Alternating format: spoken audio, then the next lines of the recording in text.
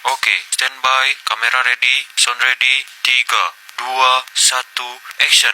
Assalamualaikum warahmatullahi wabarakatuh. Kami dari kelompok 3 ingin mempresentasikan tentang merancang dan mengelola saluran distribusi pemasaran oleh kelompok 3. Perkenalkan, nama saya Sudha Dwi Nafiatari. Saya dari Garasi Pasar Sabila. Saya Beta Suprasinyaya. Saya Haji Jalala. Saya Haji Rajmanarita. Itu videonya. Pendapat. Saya Nazma Rajmania Arunita ingin menyampaikan materi tentang merancang dan mengelola saluran distribusi pemasaran. Menurut Kotler dan Keller tahun 2016, saluran pemasaran adalah seperangkat organisasi independen dalam proses membuat produk atau layanan agar tersedia untuk digunakan atau dikonsumsi. Saluran distribusi pemasaran didefinisikan sebagai serangkaian kegiatan organisasi atau produsen yang melakukan fungsi yang dibutuhkan dan saling bergantung satu sama lain untuk menyampaikan produk dari produsen hingga ke konsumen akhir atau pembeli. Ini mencakup beberapa elemen seperti pengiriman, penyimpanan, penjualan, dan promosi. Selanjutnya ada tujuan dari saluran distribusi pemasaran. Yang pertama, meningkatkan penjualan. Saluran distribusi pemasaran dapat memaksimalkan penjualan produk seperti barang atau jasa dengan memastikan produk dapat diakses dengan mudah oleh konsumen. Yang kedua, mengurangi biaya produksi. Saluran distribusi pemasaran dapat mengurangi biaya produksi dengan menggunakan saluran distribusi pemasaran secara efisien, sehingga produsen tidak perlu membuat infrastruktur sendiri untuk menjual barang atau jasanya. Yang ketiga, meningkatkan efisiensi. Saluran distribusi pemasaran dapat meningkatkan efisiensi dalam pengiriman produk atau jasa kepada konsumen. Yang keempat, meningkatkan kualitas produk. Saluran distribusi pemasaran dapat memastikan bahwa produk atau jasa diterima dalam kondisi yang baik oleh konsumen. Contohnya, penyimpanan yang tepat, pengiriman yang aman, dan pengemasan yang aman, dan pengiriman yang cepat. Yang kelima, itu meningkatkan kepuasan pelanggan. Saluran distribusi pemasaran dapat meningkatkan kepuasan pelanggan dengan menyediakan layanan pelanggan yang baik, memastikan produk diterima dalam kondisi yang baik, dan memberikan dukungan pelanggan yang responsif. Selanjutnya ada bentuk-bentuk saluran distribusi pemasaran. Yang pertama, saluran distribusi langsung, di mana produsen menyalurkan produknya kepada konsumen secara langsung atau tanpa perantara. Nah, contohnya itu dari segi produk, seperti pengrajin batik menjual produknya secara langsung kepada pelanggan melalui toko sendiri atau pameran. Dari segi jasa, tukang cukur atau guru les menawarkan jasanya langsung kepada konsumen. Saluran distribusi ini digunakan untuk menjaga margin keuntungan lebih besar, terus kontrol kualitas lebih baik, dan menjaga hubungan dekat dengan konsumen. Terus, namun skalabilitas penjualannya terbatas. Yang kedua, ada saluran distribusi tidak langsung pada tingkatan pertama, di mana produsen menyalurkan produknya kepada pengecer. Dari pengecer disalurkan ke konsumen. Contohnya itu PT Stritek sebagai produsen memproduksi kaos lalu dijual ke Matahari Department Store sebagai pengecer, kemudian dibeli oleh konsumen. Yang kedua, ada produsen kepada pedagang besar, dari pedagang besar kepada pengecer, dari pengecer disalurkan ke konsumen. Contohnya itu PT Coca-Cola memproduksi minuman lalu dijual ke distributor grosir sebagai pedagang besar, kemudian dijual ke minimarket sebagai pengecer, lalu dibeli oleh konsumen. Terus yang ketiga ada produsen ke agen dari agen ke pedagang besar, dari pedagang besar ke pengecer, dari pengecer disalurkan ke konsumen. Contohnya itu produsen blender bekerja sama dengan agen, kemudian menyuplai ke grosir, lalu ke toko elektronik, dan setelahnya sampai kepada konsumen. Oke, selanjutnya ada macam-macam saluran distribusi pemasaran. Menurut Kotler dan Keller, yang pertama itu ada direct marketing, di mana saluran distribusi ini melibatkan interaksi langsung antara produsen dan konsumen tanpa perantara. Melibatkan penjualan langsung, pemasaran langsung, dan pemasaran digital. Contohnya itu ada pop store atau bot langsung. Nah, yang kedua ada wholesale atau grosir.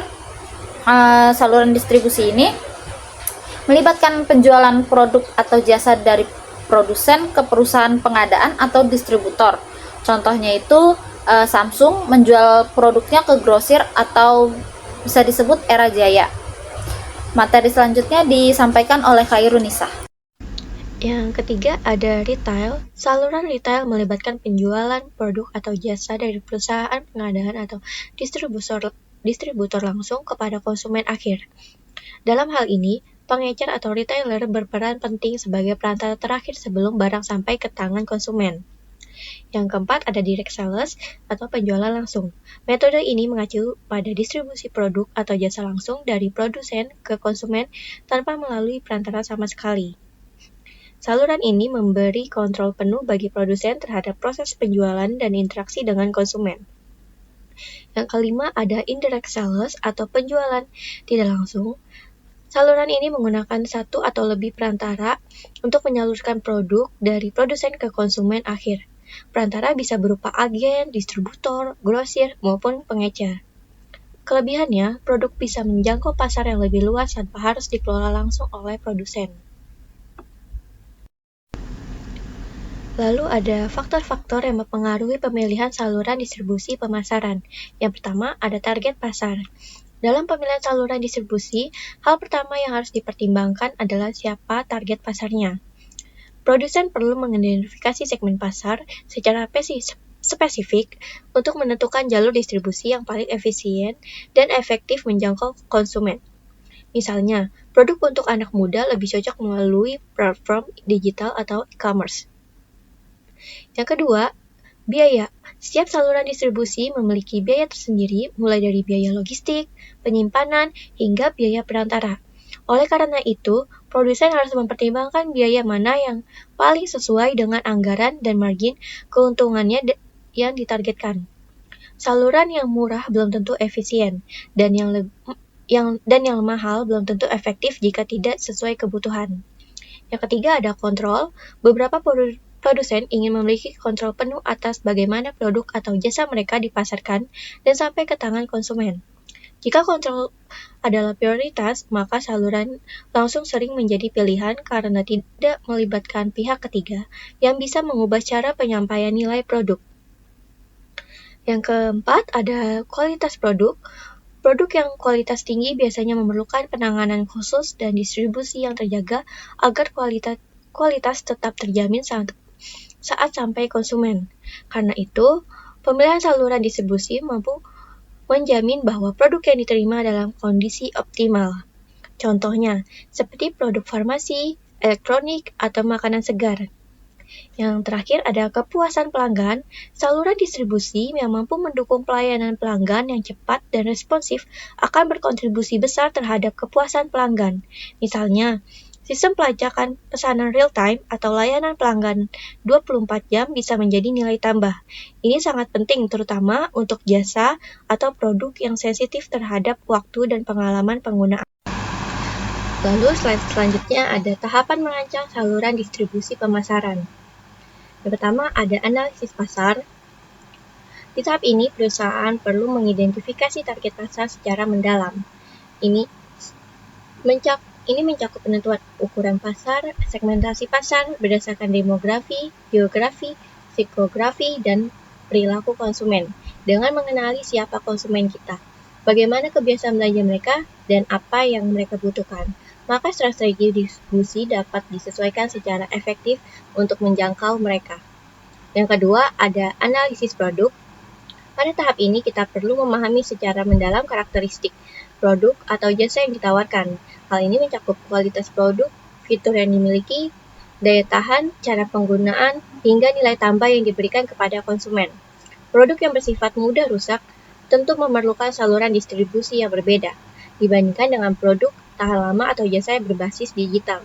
Oleh karena itu, memahami produk secara utuh akan membantu dalam menentukan jalur distribusi yang paling tepat. Yang ketiga ada pemilihan saluran distribusi. Setelah pasar dan produk dipahami dengan baik, tahap berikutnya adalah pemilihan saluran distribusi. Dalam tahap ini, perusahaan harus menentukan jalur distribusi yang paling efisien dan efektif dalam menjangkau konsumen target. Apakah akan menggunakan saluran distribusi langsung, seperti penjualan online dan toko milik sendiri, atau melalui perantara seperti distributor, agen, atau pengecer. Keputusan ini harus disesuaikan dengan karakteristik produk dan perilaku konsumen target, serta mempertimbangkan biaya, kecepatan, distribusi, dan kontrol terhadap produk. Lalu slide selanjutnya akan dibacakan oleh Zalika.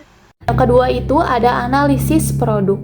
Nah, analisis produk ini merupakan proses untuk memahami karakteristik produk atau jasa termasuk kualitas, fitur, dan nilai tambahan.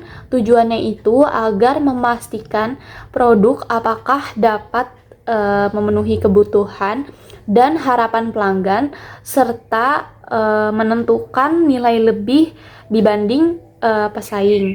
Dan yang ketiga itu ada pemilihan saluran distribusi. Nah, pemilihan saluran distribusi ini memilih saluran distribusi yang paling sesuai dengan produk atau jasa dan juga target pasar. Maksudnya itu agar menentukan mana jalur yang terbaik untuk menyalurkan produk atau jasa ini dari produsen dan konsumen akhir dengan mempertimbangkan karakteristik produk, kebutuhan pasar, dan juga efisiensi biayanya. Tujuannya itu agar distribusi berjalan efektif dan juga efisien. Dan yang keempat itu ada pengembangan saluran distribusi. Nah, pengembangan saluran distribusi ini untuk mengimplementasikan saluran distribusi yang dipilih termasuk pengaturan harga, promosi, dan juga layanan pelanggannya. Tujuannya itu agar memastikan produk atau jasa ini dapat tersedia secara tepat waktu dalam jumlah yang cukup dan juga biaya pelayanan yang memuaskan sehingga memenuhi kebutuhan konsumen secara efektif. Yang kelima ada implementasi dan juga evaluasi.